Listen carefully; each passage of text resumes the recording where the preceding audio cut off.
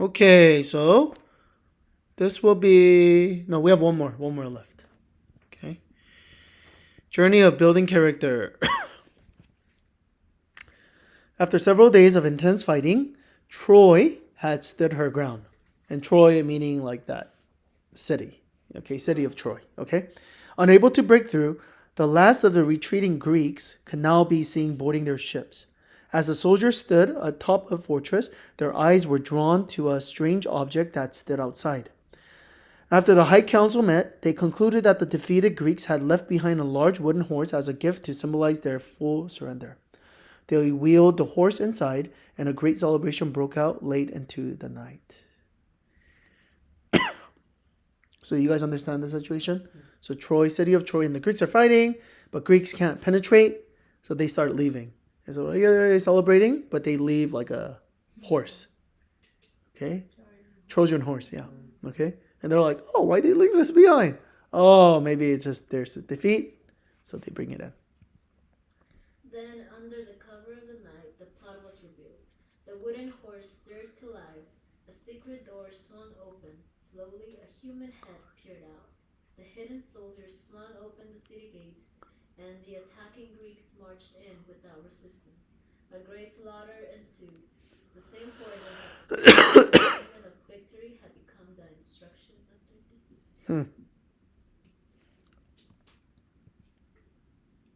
A Trojan horse sits just outside the gate of your heart. Its name is bitterness. It is a gift left by the people who have wronged you. It is a monument to the pain, sorrow, and devastation. It represents a debt they will owe you until the day they are brought to justice. It is rightfully yours, but to accept a gift is to invite ruin into your life. You see, there's no true force that is bad. Once inside the walls of your heart, it releases its agents of destruction. Unresolved hurt opens the gate of our heart to the destruction forces of anger, resentment, and bitterness. And nothing so retards the growth of character as those three things. The only remedy is forgiveness. Okay. So do you guys see how the illustration and bitterness or anger or resentment? So you bring it into your heart because somebody wronged you. Somebody did something bad to you. Right? So resentment or anger or bitterness, like that Trojan, right? It comes in, but what happens? It's like poison inside of you. So you feel good that you're angry or you feel bitter, and yet at the same time, it's also killing you at the same time too. Do you guys understand what's going on? Okay. So we're going to talk a little bit more about this concept. Last week, again, we talked about maybe there's people, how if we have wronged somebody, then we want to work, we want to learn to forgive them, or we want to make sure that we make it right. If I need to go say sorry, then I need to go say sorry. Now, this week, it's basically, what if people hurt us? What do we do now? Okay. And so the remedy is forgiveness. Let's talk about this more.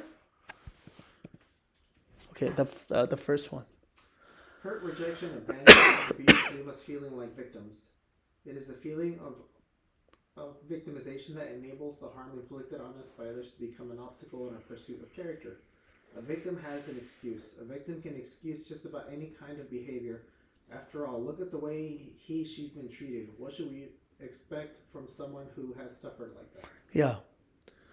So again, obviously they feel like a victim because they've been hurt by somebody, right? So it's rightly so that you feel like a victim because you are in some sense, right?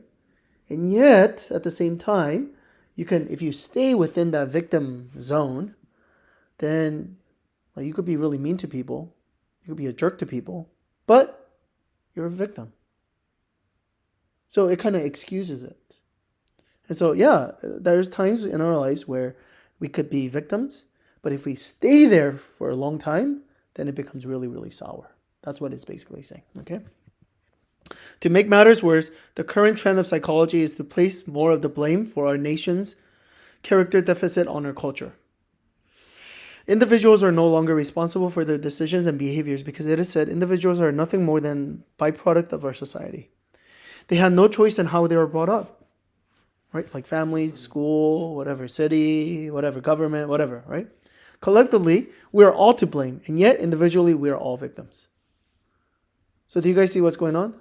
So we're all saying, it's my parents' fault, or it's the media's fault, or it's the church's fault, or it's someone else's fault, right? Somebody. But so what am I? I'm always a victim.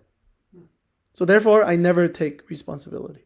And some of it might be true, right? We are sometimes victim to certain things. Okay, we are affected by certain things, right? But everybody's pointing finger at somebody, right? Then who? Then no one's gonna take responsibility for their actions. Let's go next. Such thinking is an incentive to change. After all, it's always easier to stay the same and make excuses. Victims don't want to be proactive about changing. Instead, they want to be proactive about making sure that the person who hurt them pays. And so we spend our energy telling our sad stories rather than tackling the task of forgiveness. Oh, and this is really good. Again, it's okay because, again, you're a victim. You've been hurt. However, again, that's why if you stay there long, though, you're not going to be proactive about how are you going to get out.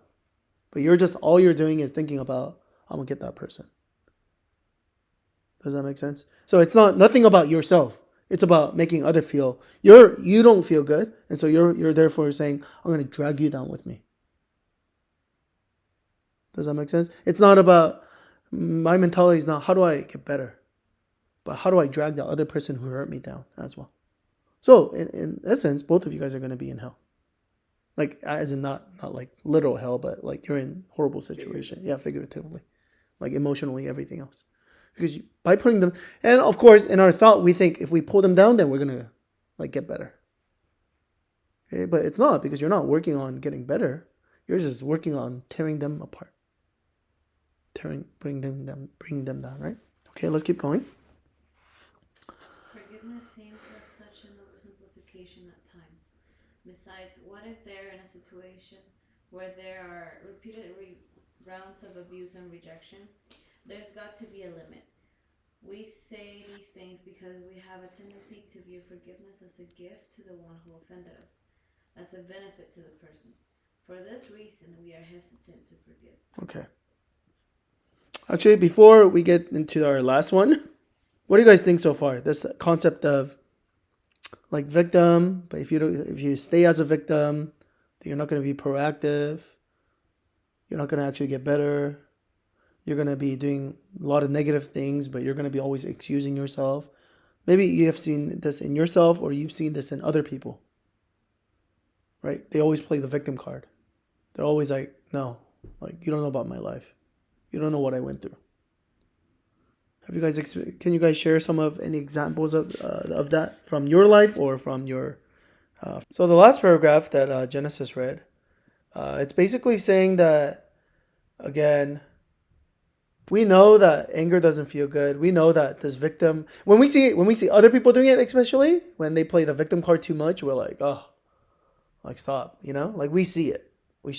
But when we are the victim... And somebody, we hear like sermons about forgiveness or even Bible studies about forgiveness. And we're like, no, we don't want to do that. Like, don't you understand my pain? And then it says right here, the reason why we are hesitant is because we feel like we're giving the person who hurt us, we're giving them a gift. We're giving them a free pass. And that's why we don't want to forgive. Does that make sense? It feels like we're benefiting them. They hurt me, but I go, oh, it's okay. So I give them a pass. So what if they hurt me again? And they hurt me. Why should I be okay with that?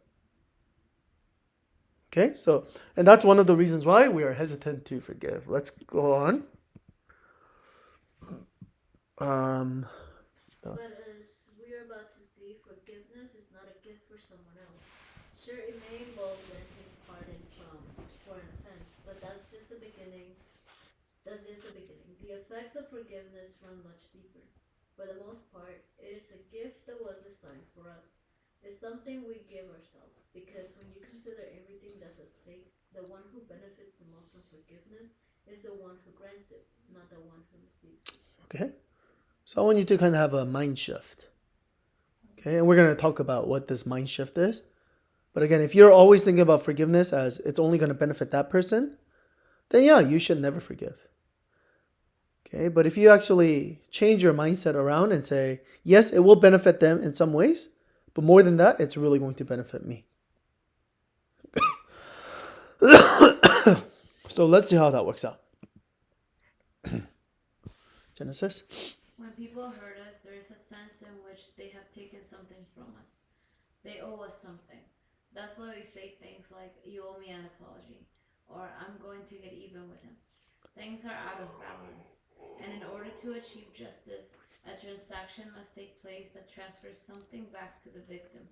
It could be an apology, a favor, or some other form of restitution. Okay, so that's one way of thinking about when somebody hurt you, then it feels like they took something away from you. Okay, so literally, somebody could take, like, jack your money, or it could be like your time, your reputation, your friendship, your pride, or whatever. Like, they took something, love, affection, something, right? You feel like they have taken something away from you. So don't worry, we're gonna go over it much more in depth when we are doing our lab. But that's one way of thinking about it. So when you feel angry, it's because you feel like somebody owes me something. When you're angry towards somebody. Okay, maybe you had this expectation and they didn't do it. So they owe me what the expectation was and what reality was. And the gap in between, they owe me this. The gap in between. Okay. Let's keep going. People who have robbed emotionally are generally looking for two things. First, they want recognition and affirmation that they were the victim of a crime. Second, they want the perpetrator to replace what was taken. Unfortunately, there are significant problems with both of these objectives. In almost every case, one or both of these goals are unattainable. In most cases, what was taken can never be replaced. The perpetrator couldn't pay it all back if he wanted to. Something's gone forever. You can't pay back a relationship, lost time, reputation. There is no way to make up for years of criticism and neglect. The truth is, nothing can make up for the past. To some degree, there will always be an outstanding debt. Yeah. Okay, so there's two parts. First one is you want recognition. When you feel hurt, you want recognition and affirmation. And I think this is why sometimes we gossip. Okay, somebody hurt us, then we want to talk to somebody else so that yeah, dude, that person's horrible. Or yeah, you've been hurt. Yeah, you're on, so we want to be affirmed. Okay, yeah, you are a victim. So we want to feel like, kind of like when Kurumi gets hurt, he comes, he's like, yeah. And I have to say, it's okay. So he wants affirmation that he's hurt. And so we do the same thing. When we're emotionally hurt, we go, I want someone to recognize that I am hurt. So that's part one. Part two is you hurt me, so therefore you took something away from me. So whatever you took, I want that back. Okay, what's the problem? A lot of these things that they've taken away, it can't be just replaced like 100%. Like if it's money, yes, it's pretty easy, right? If they took $100 from me, just give me $100 back. But like relationship, right? Because, okay, for example, if I stole Luis's $100, I could give Luis $100 back. But however, I took something else, not just the $100. I took some part of our relationship and trust. How do I repay trust back to Luis? Okay, so there's a lot of different dynamics that's at work, and then sometimes what we do is there's two parts. The book doesn't talk about it. Another part is that we don't want just the return of whatever they took. We want to double or triple that, right? And so that's why sometimes our revenge is actually a lot worse. And that's why in the Old Testament, it actually says eye for an eye. Okay? Because what they would do is, oh, you got my eye, I'm going to get your head. Right? And that's why that law was instituted, we think. So that they understand, yes, there is punishment, but you got to make sure it's fair. Right? Because people back in the days, again, you cut my arm off, then I'm going to kill you altogether. Okay? But in our anger, that's what we want to do. Like they could have just like said something really nasty to us, but we're like, I hope you go to hell. Like it's just like really extreme if you think about it. But because we're hurt so badly, like we want them to pay extremely as well. We're gonna say something? No? Okay. Okay, so far so good?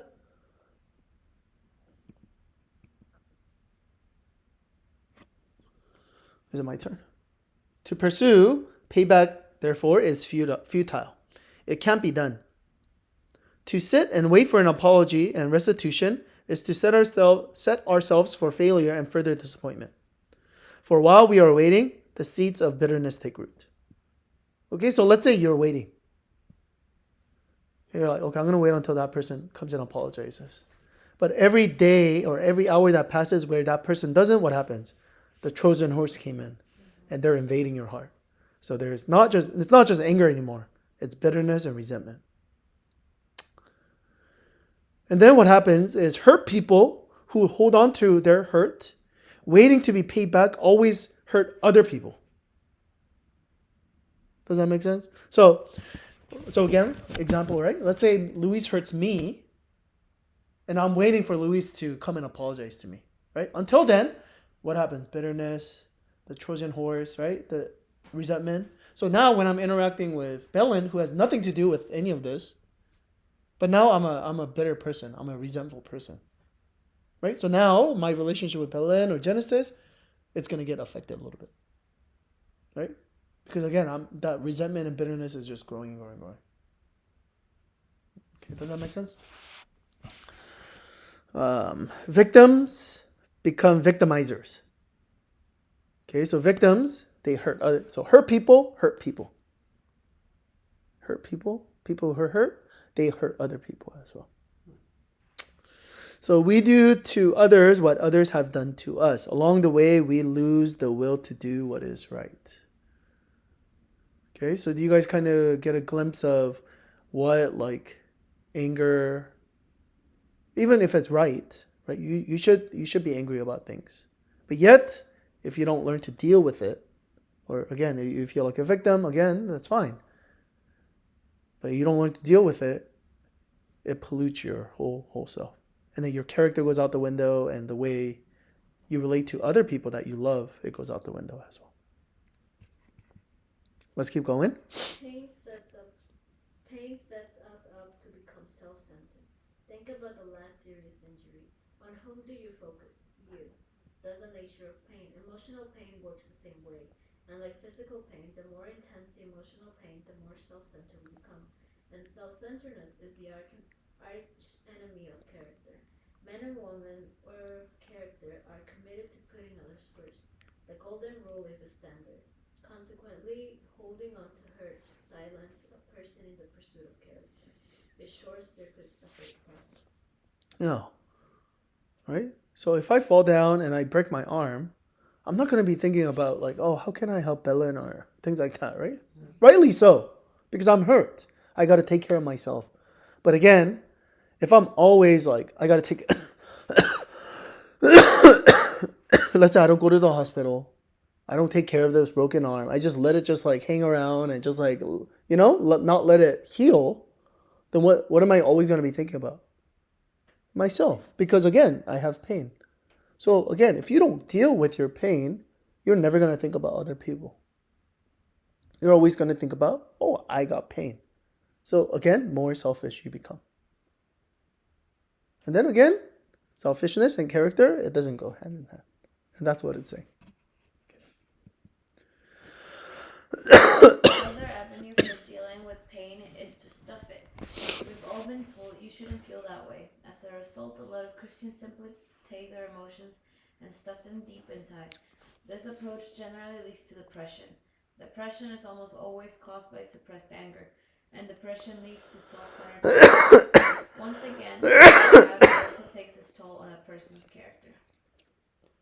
Okay. Do you guys see what happens? So if you get angry, all right, so think of like anger as like a ticking time bomb. And then so you got to do something with it, right? So some people, they throw it to other people, right? So they're so angry, they get angry at everybody else. Okay.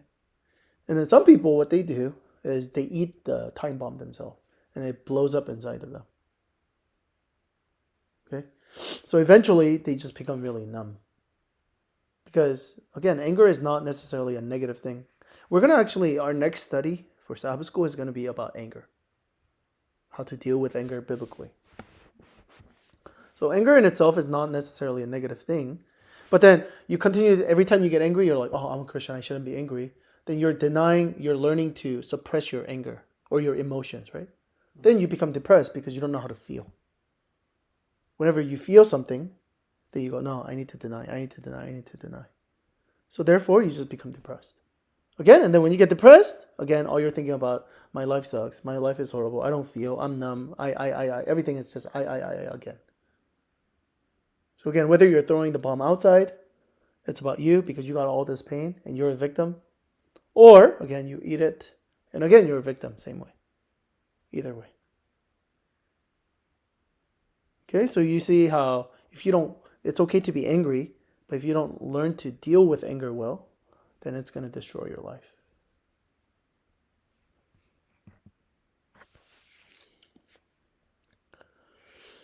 Peter asked Jesus a question that we all have asked ourselves before. How many times shall I forgive my brother? Jesus said to him, I tell you, not 7 times, but 77 times.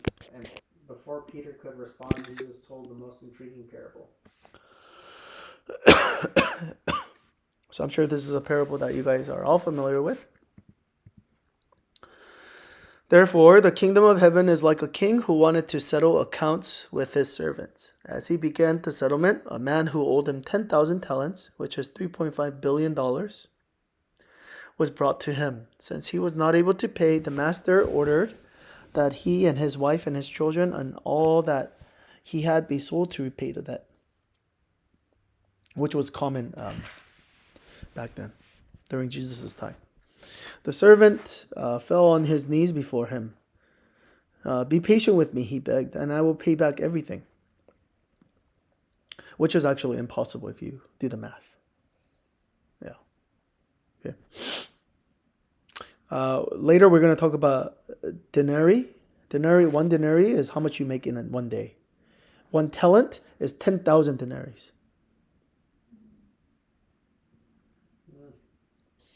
Okay? One talent. And that's why it's $3.85 billion. So same with us, right? Like, even if we work our whole life, like we're not going to make $3.8 billion. So this is what he's asking. Like, it's never going to happen. He could never pay that money back. Okay, let's keep going. The servant's master took pity on him and canceled the debt and let him go. But when the servant went out, he found out that his fellow servants who owed him 100 denarii. He grabbed him and began to choke him. Pay back what you owe me, he demanded. His fellow servant fell to his knee and begged him, be patient with me and I will pay you back. But he refused. Instead, he went off and had the man thrown into prison until he could pay the debt. When the other servants saw what had happened, they were greatly distressed and went and told master everything that had happened. So you guys know the story, right? Okay. Sorry, my bad. It's actually 6,000 denarii. 1 talent is 6,000 denarii. Okay, which is about 20 years of daily wage. 1 talent is. Okay. Let's keep going. Then the master called the servant in. You wicked servant, he said. I canceled all that debt of yours because you begged me to. Shouldn't you have had mercy on your fellow servant, just as I had on you? In anger, his master turned him over to the jailers to be tortured until he should pay back all he owed. This is how my heavenly Father would treat each of you unless you forgive your brother from your heart. Again, if you think about it, he turned him over to be jailer to be tortured until he pay back, which is forever then. Right. So he's saying, if you don't forgive, then I will forever be angry with you as well. That's what Jesus is basically saying. Okay. Because you cannot pay. This is not an amount that you could pay back to God. So therefore, if you don't forgive even $6,000, 3.5, that's not going to be forgiven either. Okay, that's what Jesus is saying.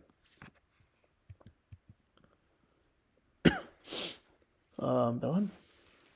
I'm not the most sensitive person in the world, but there is no way I would ever tell a hurting man or woman, look, you'd better forgive or God is coming after you. Jesus' conclusion seems almost cruel. I think to myself, Jesus, how can you say that? I already have one enemy. I don't need you to make it worse. But our Heavenly Father demands that we grant forgiveness. He even goes so far as to threaten us. And our negative response to that kind of language demonstrates our naivety concerning the immense destructive force of bitterness and resentment. Yeah, so a lot of people who read this, they go, man, like, this seems pretty harsh. This seems very, very insensitive. Okay? Let's keep going. As a father, I issue my most stern warnings when dealing with things that have the potential to harm my children. When I tell my 2-year-old to get out of the street, I don't speak in a calm, warm, inviting tone of voice. I'm sure I sound threatening, but I'm not mad. I'm not displeased. It's out of deep love and concern. Does that make sense? Okay. When Jesus addressed the issue of forgiveness, two things influenced the tone of his parable: his love for his children and his knowledge of bitterness. His warning is severe because the consequences of ignoring it are severe. Anger is nothing to mess around with. It is nothing to hold on to any longer than we have to. It is not a trophy to show off. It is not a story to tell. It is poison to our soul. To refuse to forgive is to choose self-destruct. Yeah. Again, that's why he's basically saying the reason why Jesus is so harsh and so demanding that we forgive is because if we don't forgive, he knows that it's going to destroy us.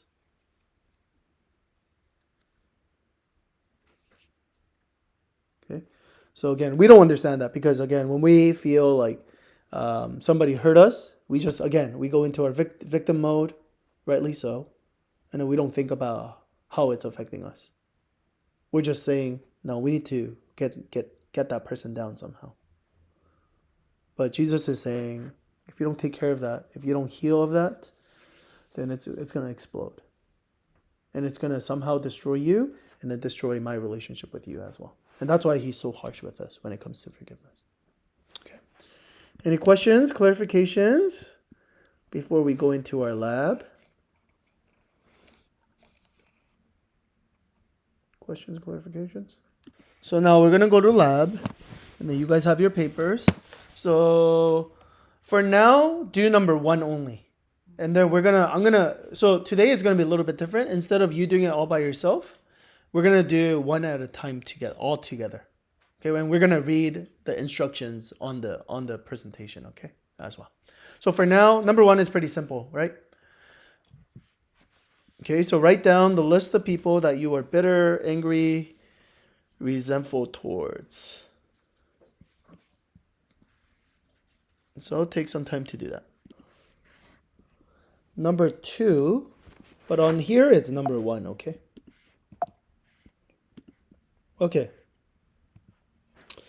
Okay, charging the defendant. If you have been hurt, something had been taken from you. We talked about that, right? You owe me something. You took something away from me, so you owe me. So to forgive then, we must first identify what has been taken from us. Or what has been withheld. You feel like they took something up from you, or they were supposed to give you something, but they didn't give it to you. Okay? But this is where most of us fail. We know we were wronged, but we never quite put our fingers to what we expect in return. Or we just have this anger towards them, we wish them bad, but what do we really want? Okay? When we don't identify what has been taken, we go through the motions of forgiveness but experience no release. Because we're kind of like, oh, whatever, yeah, I forgive them. But you don't even know specifically what they took. So your forgiveness, it's not specific either. Okay? So general forgiveness does not heal specific hurts. So you have to specify what they took from you so that you could forgive them of the specific thing that they took from you. Okay? So it is important to pinpoint what was taken. As Jesus illustrated in the parable, forgiveness revolves around canceling debts. Remember? Jesus said, I cancel your debt. And then the servant to another servant, he said, I don't want to cancel your debt. I'm going to put you in prison instead. So you can't completely cancel a debt you have not thoroughly identified. Does that make sense? Any questions, clarifications? By the way, this process also helps you to realize maybe you feel like they owed you something, but maybe they really didn't. Does that make sense? Like maybe you had false expectation or unrealistic expectation, perhaps. Right? So this is a good way to say, oh, maybe the way I was thinking might be wrong. I'm not saying all cases are like that, but it could be that. So it's really helpful to identify. Any questions about this? Okay, so for all each person that you listed, try to, again, write down specifically for each person, what do they owe you? Or what did they withhold from you? Okay, what did they take from you or what did they withhold from you? Number 3 on our papers, but number 2 on here.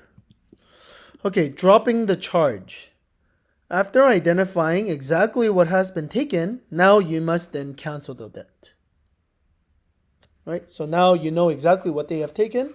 Now it's for you to say, okay, you don't owe me anymore. Now I realize, okay, you have taken this from me. Now I'm going to say, okay, that thing that you took from me, I'm not going to hold you responsible for that anymore. That means proclaiming that the offending person doesn't owe you anything anymore. Okay? So you don't have to get even with them. You don't demand anything from them. Why? Because they don't owe you anything. Instead of pressing charges, you simply drop the case. Just as Christ canceled your sin debt at Calvary. So you and I must cancel the sin debt that others have incurred on us. Luis? Please remember that forgiveness is not a feeling, it's a decision. You simply choose to cancel the debt.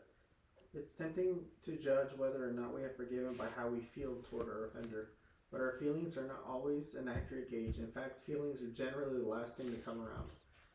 But in time, even your feelings will change. Now, this is really important. Okay? Some people, they've already canceled the debt, but you're still going to have the feeling.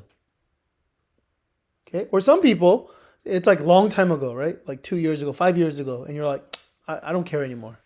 But you haven't really forgiven them. You just don't remember the feeling that much anymore because you numbed yourself.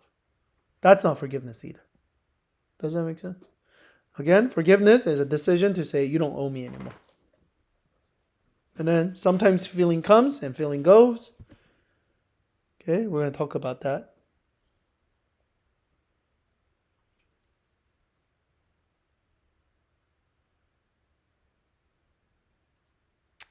Okay. Oh, I actually forgot one more here. Okay, so anyways, if you go to number three over here, so I want you to put, okay, so for example, dear Heavenly Father, put that person's name. Okay, and then you could even like, what I did last time was in my journal, I actually did this for every single person, so every single person. So you can say, Kirin has taken away money from me. I held this debt long enough, I choose to cancel this debt. Kirin doesn't owe me anything anymore. Just as you forgive me, I forgive Kirin. Kind of like that, okay?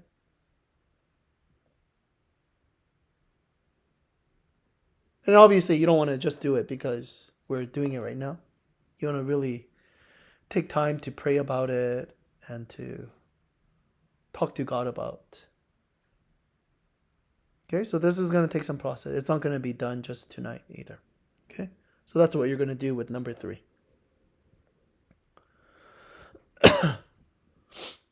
Again, it's not a feeling, it's a decision. It's an active decision. So next part is going to be just as important. I forgot to put it on the paper, but you could put like notes down here below. Okay, it's going to be important. Right here. Process of dismissing the case. The final process centers on a daily decision not to reopen your case. So I go, Luis, okay, you don't owe me $100 anymore. But then tomorrow I'm like, that $100. Okay, you owe me again. Okay, that's what we do. Okay, that's what we do. Okay. So it's a daily decision not to reopen. What makes this so difficult is that our feelings don't automatically follow our decision to forgive, right? We made a decision, but our feelings we're still hurt. Okay? And that happens. That's part of, being a human being. Besides that, forgiving somebody doesn't erase our memories, right? We still have the memories of what they did to us. So we're going to remember that for a long time. And because of that causes feelings. That causes triggers. And because of those triggers, then what happens? Then again, we go back to our victim mode. But we have to tell ourselves, I've forgiven. Okay, so what do we do when this happens, okay? If we could just forgive and forget, then this thing would be a lot easier. But it doesn't work like that, right? But in most cases, no sooner have we forgotten than something happens to us to remind us all the fear. So same thing I'm talking about. When the memories occur, the old feelings reoccur as well. So what do we do? One or two things usually happen at this time. Number one, we either take hold of the offense all over and crack up the imaginary conversation and reopen our case. So we think about that person, we're like, oh, this is what I would tell them. Or this is what I hope happens to them. I hope all these negative, he trips on the floor and breaks his leg. And he loses all his money. And all his kids all die of poverty. I don't know. Okay? Something nasty. So either we do that, or number two, we try not to think about it. So we distract ourselves. Okay? We try to turn our thoughts elsewhere. I may surprise you to say that neither response is appropriate. So both of these are wrong. Okay, so again, one is to get angry again, or one is to distract yourself. And why is that bad? Because that's how you get depressed. Right? You keep ignoring your emotions, then you get depressed. So what are you supposed to do? This is what you're supposed to do. When memories of past hurt flood your mind, go ahead and face them. So all of these feelings that come, okay, you go, okay. Yeah, I remember that. That really hurt me. Okay? Allow yourself to remember the incident. It's even okay to feel the emotions that these memories elicit. If necessary, be angry, but do not sin. But instead, so you could get angry because they did something wrong to you. Then you should be angry. They shouldn't have done that thing. Okay? But instead of reopening the case against them, instead of rehearsing imagery of retribution and revenge, use it as an opportunity to renew your mind. So think about it again. Okay, go back to your journal. Okay, I wrote this. I made a decision on this date. I said I'm going to drop the charges. Pinpoint once again the thing that you were robbed of. Then thank God for giving you the grace and the strength to forgive. Thank God as well for forgiving you as well. Does that make sense? So you're going to be reminded again after you forgive. You're going to be reminded again, which is fine. It happens. Then don't run away from it. Don't get angry at it. Okay. You owe me $100 again. Rather, I remember, I can't believe Luis did that to me. I can't believe he did that. That was terrible. That's not good. But I remember I dropped the case. So God, thank you that I stole $1 million from you and you forgive me. And so you have given me grace to forgive other people as well. Does that make sense? Any questions or clarifications on this? There's a lot of false beliefs about forgiveness. So that's why I want to make sure you guys, this is like a biblical concept of forgiveness. That's really important. Any questions? Clarification? Okay, let's summarize. Okay, number one, forgiveness, it is a decision, not a feeling.